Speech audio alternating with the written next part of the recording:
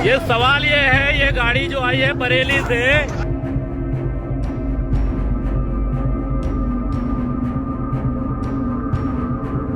उत्तराखंड में बीजेपी नेता पर दंगा भड़काने का आरोप लगा तो अब हाईकोर्ट ने भी कर दी सख्ती, दिखा दी सख्ती। पुलिस ने क्यों कह दिया बिना राजनीतिक दबाव के करे काम, और 7 दिन में देनी होगी मामले की रिपोर्ट। आज बात सिर्फ मांस विवाद पर नहीं, हाईकोर्ट की सख्ती की होगी।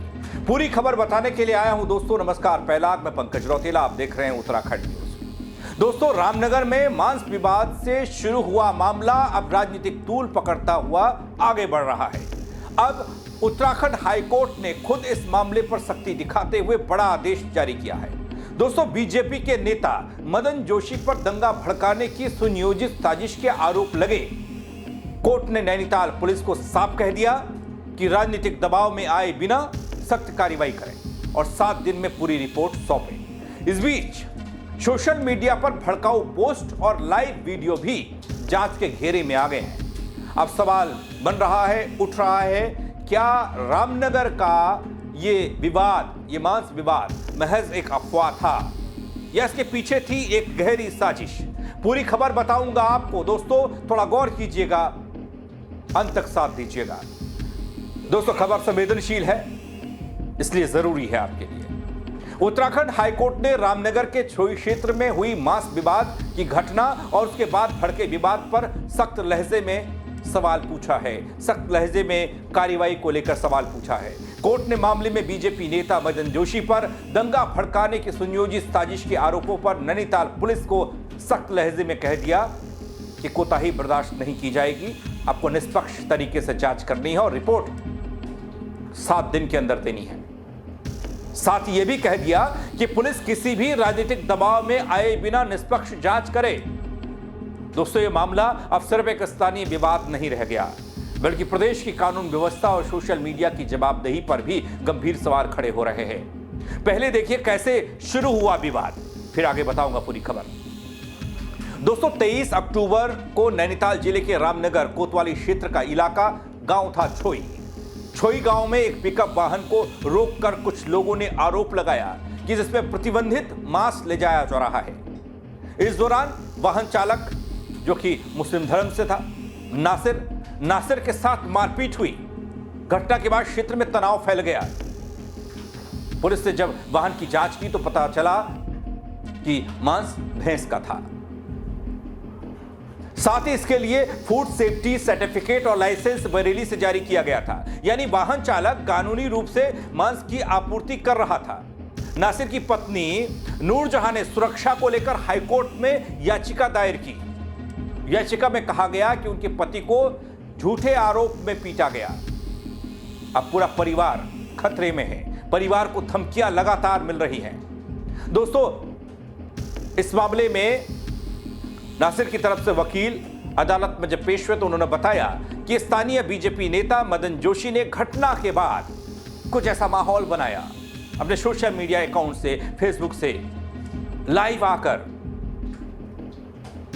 इस पूरे मामले को, इस घटनाक्रम को एक रहस्यमय अंदाज में, एक अलग अंदाज में पेश करने की कोशिश की गई। इसे सही ठहराया गया। लगातार भड़काऊ पोस्ट पर पोस्ट होते रहे, रीपोस्ट लोग करते रहे, शेयर करते रहे, कमेंट करते रहे और उससे माहौल तनावपूर्ण हो गया। और इसी तनाव को लेकर अब हाईकोर्ट सख्त दिख रहा है कि इतना सब कुछ कैसे हो गया। इसे धार्मिक तनाव फैलाने की कोशिश कहा जा सकता है।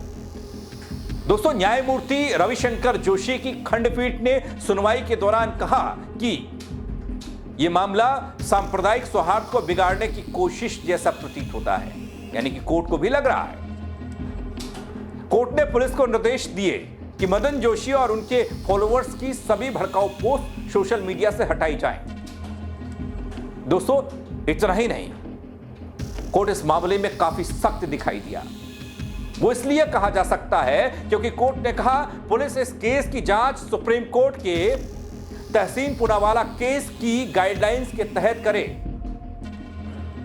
जिसमें भीड़ द्वारा की गई हिंसा पर सख्त कार्रवाई का प्रावधान है।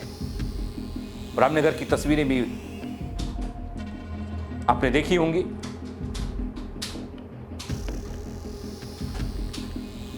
और कोर्ट ने कहा कि जांच अधिकारी 7 दिन के भीतर हाईकोर्ट को अपनी रिपोर्ट सौंपे इस पूरे मामले पर। इधर दोस्तों नैनीताल पुलिस ने कोर्ट में जो तर्क दिया, जो जानकारी दी, वो भी गौर करने वाली है, क्योंकि यह विवाद हुआ था।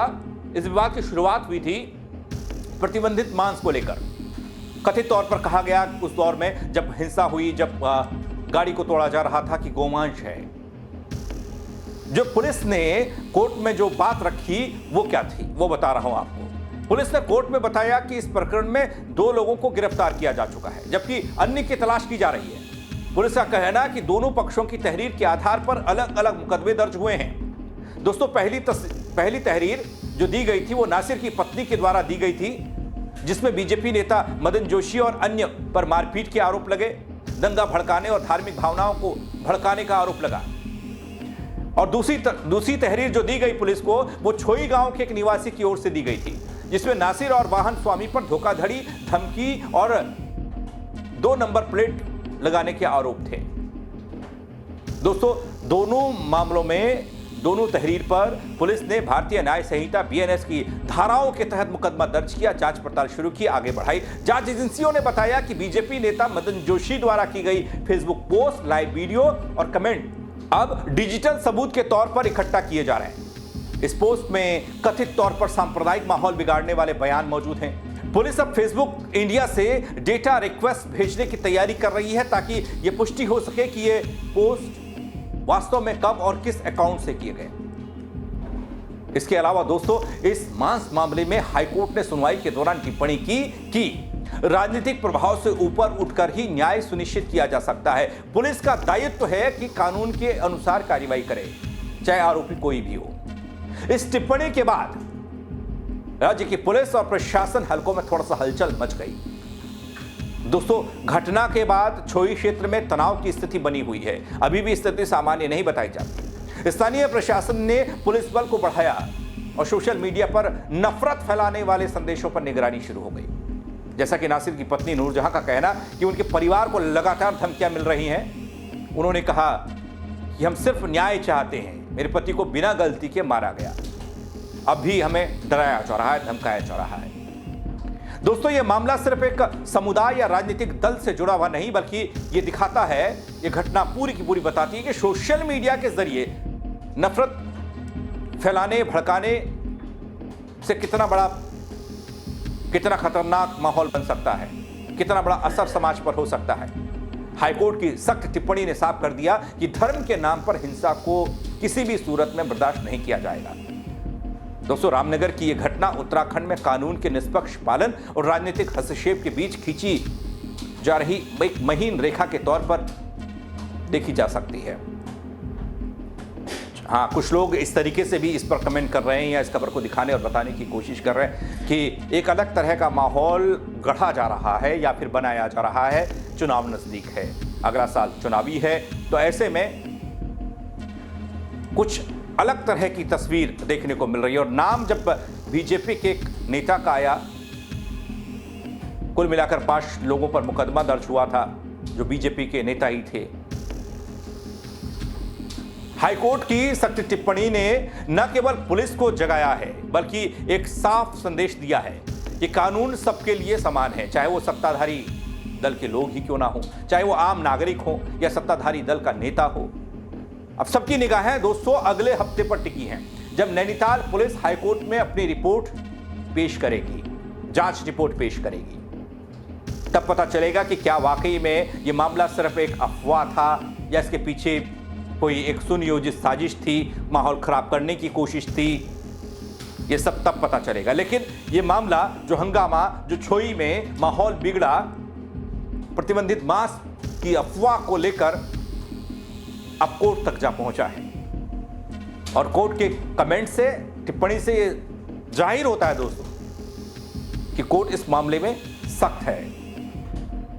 आप क्या कहेंगे इस खबर को लेकर? आप कमेंट के जरिए बताइएगा जरूर दोस्तों। खबर को शेयर कीजिएगा, लाइक कीजिएगा। शेयर इसलिए कह रहा हूं क्योंकि कई लोग जानना चाहते हैं इस मामले में नया अपडेट क्या है।